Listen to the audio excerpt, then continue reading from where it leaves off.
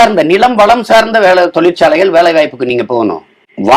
வாழை நார்ல வாழை மட்டையில என் பெண்கள் வந்து சேர்ந்து உங்களுக்கு அனுப்பட்டா உலக நாடுகளுக்கு ஏற்றுமதி செய்யறத நீங்க பை வச்சிருக்கீங்க இல்ல, பிளாஸ்டிக் பை, அதுக்கு பதிலா நீங்க சாப்பிடுற தட்டு வச்சிருக்கீங்க, அதுக்கு பதிலா பிளாஸ்டிக் தட்டுக்கு பதிலா தென்னை மட்டையில செய்யறது, பாக்கு மட்டையில செய்யறது, எவ்வளவு தொழில் சார்ந்து இருக்கு. நீங்க என்ன பேசிட்டு இருக்கிறீங்க? நீங்க பனை சார்ந்த தொழிற்சாலைகள் எவ்வளவு பண்ண முடியும்?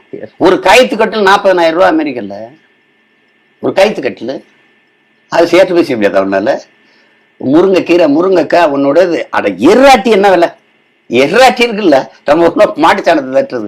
நீங்க படிங்க, எல்லா நாடுகள்லையும் அங்க இதுல என்னென்ன இருக்குன்னு பாருங்க.